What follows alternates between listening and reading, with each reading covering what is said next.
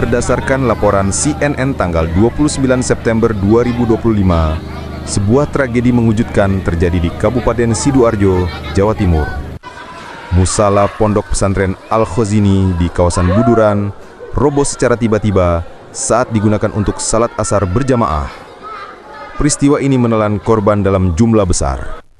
Menurut laporan awal, lebih dari 80 santri berhasil dievakuasi dalam keadaan selamat. Namun, puluhan lainnya mengalami luka-luka dan satu santri dilaporkan meninggal dunia. Suasana sore itu, menurut kesaksian warga yang dihimpun Tempo, berubah begitu cepat. Lantunan doa yang biasanya menenangkan tiba-tiba terhenti ketika terdengar suara gemuruh dari lantai 2 musala. Hanya dalam hitungan detik, bangunan yang baru saja diperluas itu runtuh, menimpa jamaah di bawahnya. Seorang saksi mata menggambarkan suasananya penuh debu, teriakan minta tolong, dan kepanikan luar biasa. Detik Jatim melaporkan para korban yang selamat dievakuasi dengan kondisi luka-luka, mulai dari patah tulang, cedera kepala, hingga luka gores akibat tertimpa material bangunan. Korban jiwa pertama yang berhasil diidentifikasi adalah seorang santri muda bernama A. Ibrahim, yang saat itu ikut berjamaah bersama puluhan teman-temannya. Pondok Pesantren Al-Khozini merupakan salah satu pesantren besar dan berpengaruh di Sidoarjo. Berdasarkan catatan sejarah pesantren, lembaga ini berdiri sejak awal abad ke-20 dan kini diasuh oleh Kiai Haji Ashar Al-Khozini, penerus dari para ulama pendiri yang karismatik. Pesantren ini dikenal sebagai pusat pengajaran ilmu agama, tahfidz Al-Quran, dan pendidikan formal dengan ribuan santri dari berbagai daerah di Jawa Timur. Mereka datang dari Madura, Gresik, Lamongan, Jombang, hingga luar Jawa. Pesantren ini tidak hanya berfungsi sebagai tempat belajar agama, tetapi juga sebagai pusat kegiatan sosial dan pemberdayaan masyarakat sekitar. Musala yang roboh itu merupakan salah satu bangunan vital.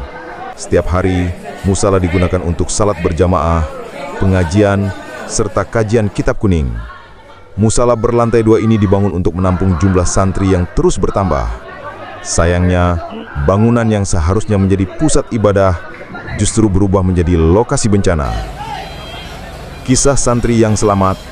Irfan, santri asal Gresik berusia 14 tahun, menjadi saksi dalam momen paling mencekam. Ia bercerita bahwa sesaat sebelum runtuh, ia merasakan lantai bergoyang halus seperti kereta akan melintas. Ia menunduk, menahan nafas, lalu ia mendengar suara runtuhan bata dan debu beterbangan tepat di depannya. Ia sempat meraih tangan temannya, lalu keduanya berusaha merunduk di balik tiang musala. Beruntung bagian itu tidak jatuh tepat di posisi mereka, sehingga mereka selamat meski keduanya mengalami luka gores dan luka ringan. Lain lagi Siti, santriwati asal Madura yang waktu itu berada di lantai bawah musala bersama anggota warga yang membantu kegiatan pagi. Ketika bagian atas jatuh, bagian lantai bawah ikut bergoyang.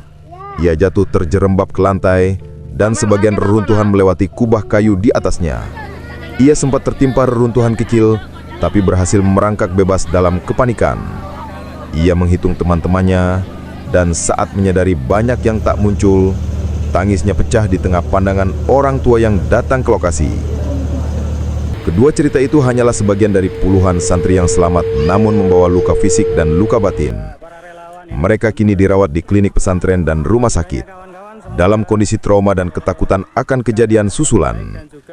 Tangisan santri dan teriakan orang tua yang datang berlari ke lokasi menambah pilu suasana. Bau debu beton bercampur asap kayu memenuhi udara. Di tengah kepanikan itu, suara azan yang masih terdengar dari masjid besar pesantren seakan menjadi pengingat bahwa di balik musibah ini, iman tetap menjadi pegangan terakhir. Berdasarkan laporan detik.com, proses evakuasi korban berlangsung dramatis.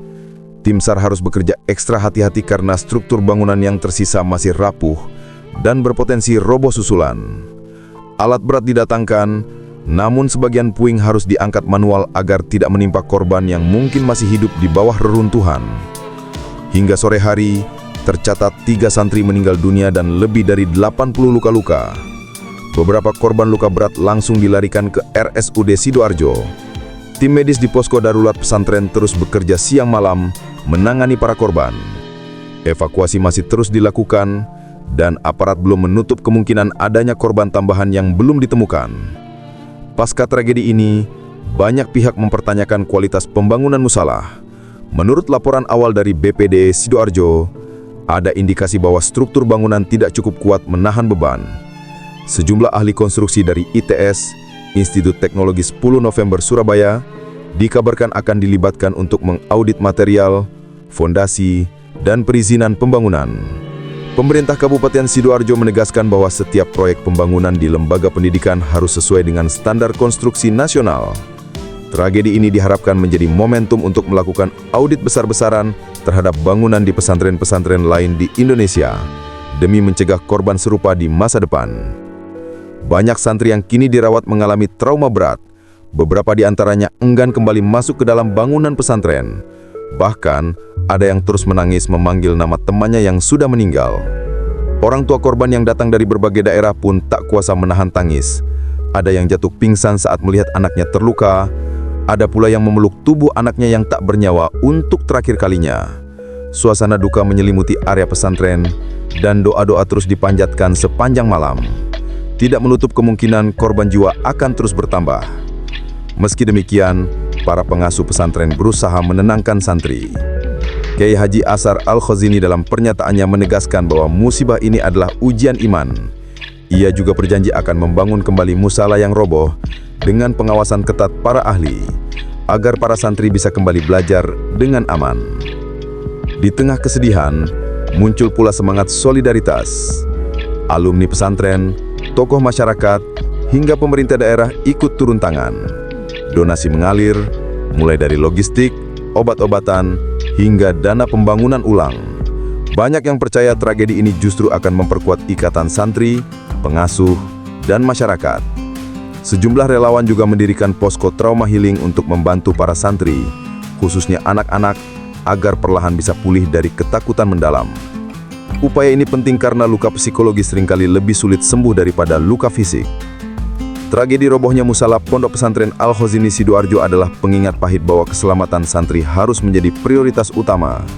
Di satu sisi, kita berduka atas nyawa yang hilang. Di sisi lain, kita ditantang untuk memastikan agar setiap fasilitas agama dan pendidikan, khususnya di pesantren yang jumlahnya ribuan di Indonesia, dibangun dengan standar keamanan tertinggi. Musibah di Al-Khazini bukan hanya soal bangunan runtuh, melainkan tentang hak setiap santri untuk belajar dalam lingkungan yang aman. Tragedi ini menggemakan suara bahwa fasilitas agama dan pendidikan harus didesain bukan sekedar estetik, tetapi kokoh secara struktural. Kita sebagai publik harus mendorong agar kasus ini menjadi titik balik. Audit bangunan pesantren di seluruh Indonesia, regulasi pengawasan konstruksi di lembaga pendidikan agama, dan transparansi bila terjadi pembangunan besar. Semoga para korban diberi tempat terbaik di sisi Sang Khalik. Semoga keluarga yang ditinggalkan diberi kesabaran. Dan semoga tragedi ini menjadi pelajaran paling mahal, agar tidak ada nyawa lagi yang melayang di bawah atap yang seharusnya menjadi tempat aman beribadah dan belajar.